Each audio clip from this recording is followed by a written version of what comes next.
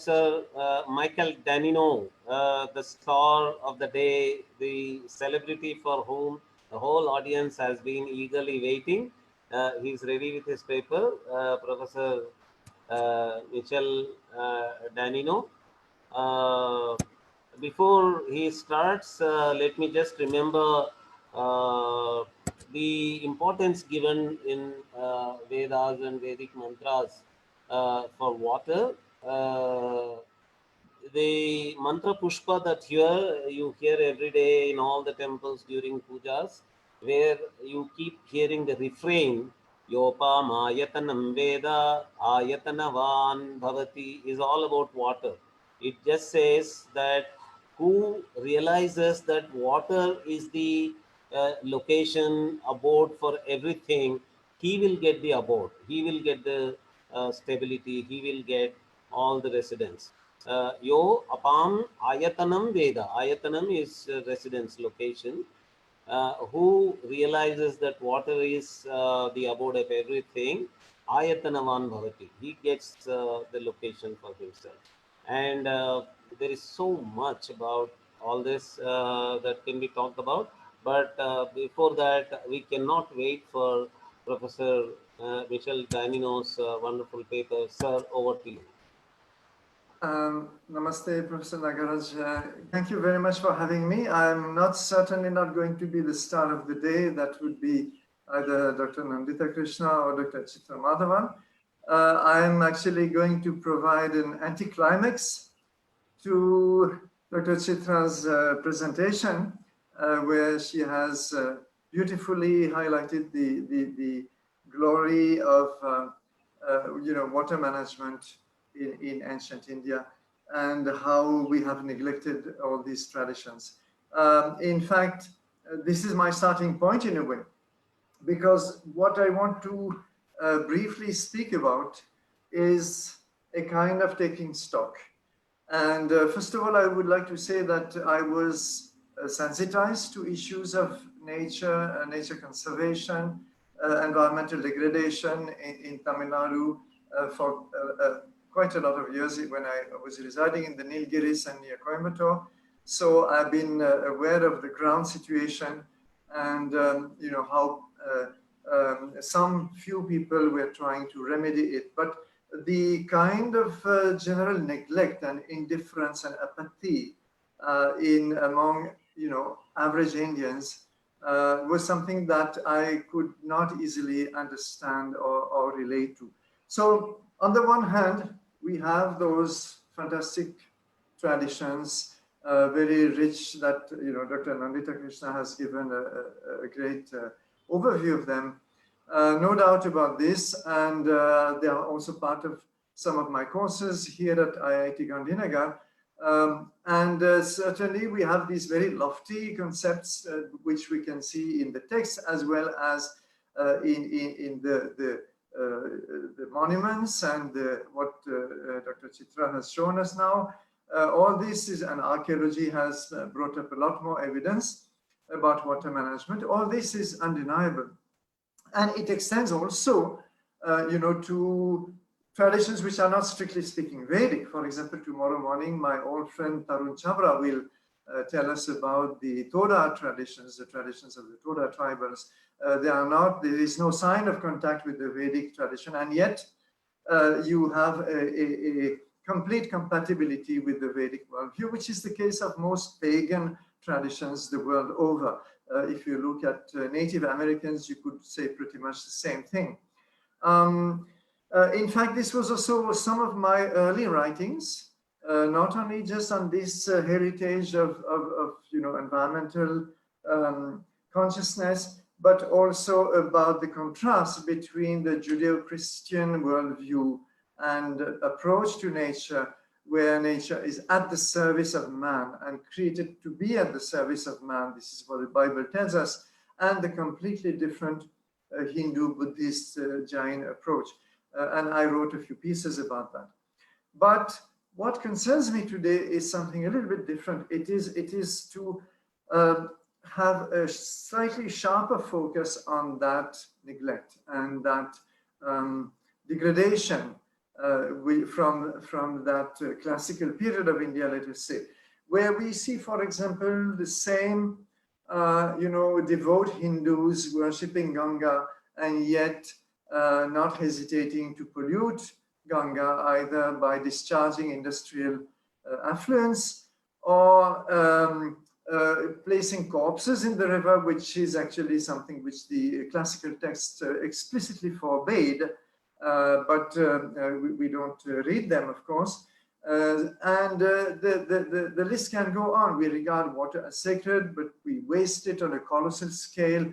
Our whole farming, agriculture in India has been extremely wasteful of water resources, and we are going to have very severe water crisis in India without a doubt. It's already upon us. We worship animals in many ways, and Dr. Nandita Krishna again told us about that, but we treat them cruelly, we slaughter them, we do not actually practice all these lofty concepts. I remember, if I may just put in a small anecdote, a meeting with an industrialist of Tirupur, the huge garment industry of Tirupur near Coimbatore, where and this was among, let us say, nationalist-minded industrialists. There was a meeting, and they were definitely nationalists, very patriotic and very, very pro-India and wanting India's development in all spheres. And the question I asked him was, this industry in Tirupur has extremely severely polluted the whole environment. It has polluted the groundwater. The water table is gone. Agriculture is impossible. Farmers suffer from skin diseases or kilometers around. Why do you not, as industrialists, responsible industrialists, take the lead in treating your effluents? The technology exists. There's nothing mysterious about it. You can do it. And probably the government would be ready to help to some extent and so on. And his reply was so symptomatic. He said, "We will not do it unless the government makes it compulsory." That was all he had to say. He acknowledged fully, honestly, if I may say so, that there was a complete dichotomy. On the one hand, you want your country to do well. On the other hand, you are destroying it. And that is how it is. And you're not going to take action, remedial action, unless you're forced to. So this is this mindset I want to look at. And the result is that even though we've had some environmental awakening in the last few years because the crisis is growing so severe, we're still lagging behind the West a lot in the amount of environmental awareness we should be having. So you still find a lot of proud Indians, proud Hindus often, wanting development at any cost and looking at environmental activists as basically anti-nationals. And this is a tragedy. And of course, everybody has got an ideology, and some of the environmental activists may have sometimes a fairly, far left-oriented ideology, but not always. They are very genuine people too. We had Sundarlal Bahuguna, and you cannot accuse him of being a leftist, but nobody actually actively supported him. And while the government, the politicians paid lip service to his campaigns, they were actually working in the opposite direction. So all of this, plus this complete absence of pride in heritage that Dr. Chitra Madhavan was just referring to, is part of the same syndrome. And we have to call it a syndrome, and we have to look at it squarely in the face. Otherwise, if we do not honestly look at it, we are acknowledging that all these beautiful traditions that we take pride in are basically of no use, and they're dead, or they're good for museums. They are museified, as I often say. We are accepting the museification of Indic traditions. So are we satisfied with this situation, or do we propose to do something about it? If we want to do something about it, first of all, we should understand the causes in depth. And I think that apart from the general tendency to apathy and lethargy of human nature, which is something not specifically Indian, but strongly Indian too sometimes, this tendency to just take things easy and not wanting to be bothered by unpleasantness. Apart from this, we have to look at the educational system. I'm not going to go back to Macaulay, but I want to read one quotation from Ananda Kumaraswamy, the great art historian, early in the 20th century, who was looking at this British education and who, gave in just a couple of sentences the consequence of it. And what he said, I want to remind you, we are 100 years ago, and he wrote, "It is hard to realize how completely the continuity of Indian life has been severed by this education. A single generation of English education suffices to break the threads of tradition and to create a nondescript and superficial being deprived of all roots, a sort of intellectual pariah who does not belong to the East or to the West, and who does not belong to the past or to the future. The greatest danger for India is the loss of her spiritual integrity. Of all Indian problems, the educational is the most difficult and the most tragic." So this was 100 years ago. There's no use blaming the British. We can only blame ourselves, since we've had 75 years now to remedy the situation, and we still haven't done it. The government is still sitting on a new education policy, which has been, criticized from many angles, but which still tries to move forward and incidentally to integrate something of Indian knowledge systems. But we shall see. I don't want to dilate upon the question of education too much. There could be a lot of other causes, including, of course, economic causes. It's very difficult to expect people living under economic strain to take the lead in tackling major environmental problems, even though sometimes they're actually the ones who are going to do it. Sometimes you find humble villagers gathering, very modest resources to renovate a tank, to reopen a channel, to do some water harvesting. So sometimes it is possible to do a lot with limited resources. But overall, what are the remedies for the situation? This is what I want to close my brief talk on. If there are, again, either we accept it and then we accept that our Indic traditions are dead, and then we should stop all this kind of talk about how glorious they were. Because if they're not going to help us tackle today's situation, then there is a serious flaw with them or with us. But either way, we have to accept that we are abandoning them. The point is that there are remedies, but they are difficult because they will demand some effort from us, some real work, and some a complete change of attitude.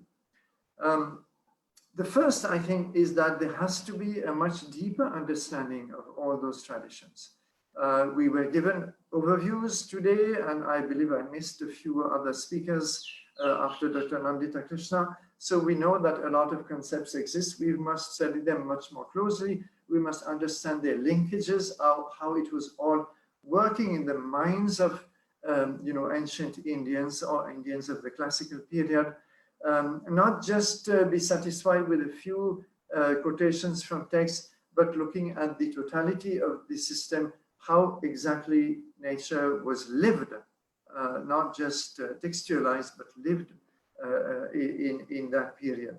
So I think this requires a lot of effort to go back to the sources and look at all the sources, not just the text, but the archaeology, the monument heritage, and all of that. So therefore, for example, if instead of taking children to amusement parks or the latest mall, we should take them to those beautiful step wells and water tanks and pushkarinis and aqueducts and all of those systems which we hardly understand today. We have a lot of documentation of them. There is hardly any comprehensive study. There have been a few though, and at IIT Gandhinagar last year, there were some talks about water management, and the videos are available online. We do not have even proper technical studies of those water structures, very, very few.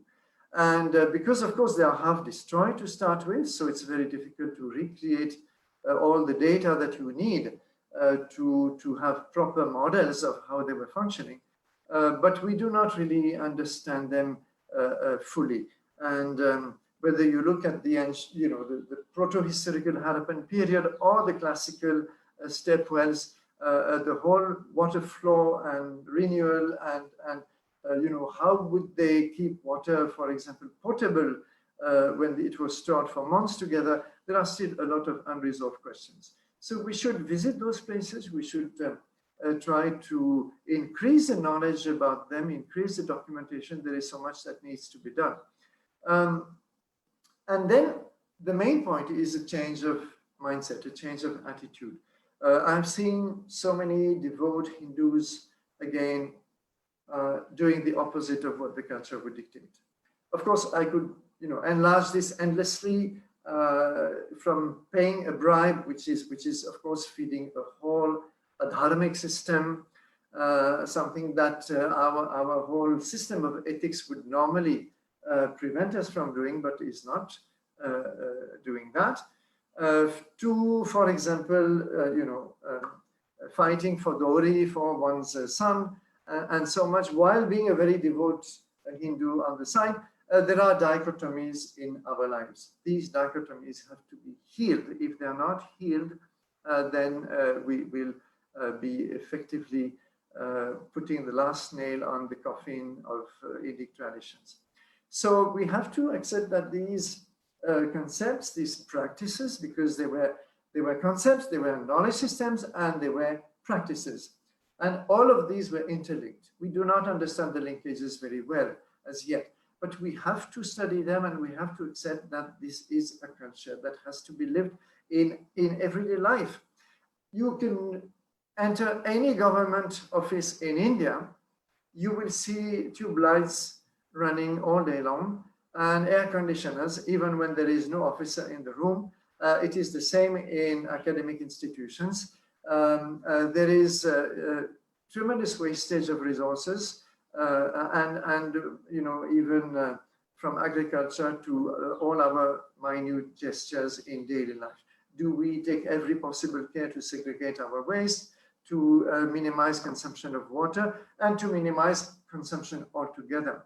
Because actually this drive to consumption is what is harming nature ultimately. We know it very well. We have a lot of environmentalists the world over and in India who've been telling us, and I still recall Ernst Schumacher, the author of Small is Beautiful, in the 1970s, that is 50 years ago, who was talking about Buddhist economics. He worked in Burma quite a bit and also a little bit in India. And, he said that we are heading into a wall. We are following an unsustainable path. And he was, I think, the creator of this term, unsustainable. And he was referring to these Indic traditions. And he said, stop putting consumption at the center of your concept of development. Remove consumption and put the human being at the center. And he said that's what Buddhism was doing. He could have said Indic traditions just the same. And he said that is what if we put consumption at the center, then we are following a completely flawed system of development. This was 50 years ago. Nobody listened, of course. His book was influential, though, of course, with a lot of individual seekers who were looking for alternative lifestyles. But at the end of the day, governments did not listen, even though he was advisor to the British government on economic policies. And still today, despite the great lesson that this coronavirus is trying to teach us, where we can reflect upon how our whole lifestyle, and when we are forced to understand what is really important in our lives, what is really essential, what are the essential goods we really need. Do we need all these malls? Do we need all these cars? Do we need all these amusement parks? Do we need all this entertainment industry? This is the time when we should be reflecting upon all this. And we in India are privileged that we have those Indic tradition to teach us. So let us accept that there is a teaching we have to put into practice. It is as simple as that. We can all become activists on a very small scale, turning our tap when water is not in use, reducing our consumption, educating our children more meaningfully, educating ourselves more meaningfully, or joining some organization, joining maybe just this small society of flats where we're living, to make sure that trees are well taken care of, animals are not treated cruelly as they are in so many corners of India, and so on. There is so much that we can do. We should never think that our contribution on an individual scale is too small. That is not true. It is never too small. Every small bit matters. And I go back now to my activism days in the Nilgiris, where I was trying to motivate citizens of my village for the preservation of a particular forest. And I remember some of them, very well educated people, very knowledgeable about Indian traditions, pleading helplessness. And they said, what can we do? We are small individuals. It's for the government to do. We are helpless, and so on. And that is precisely the mindset that we have to change.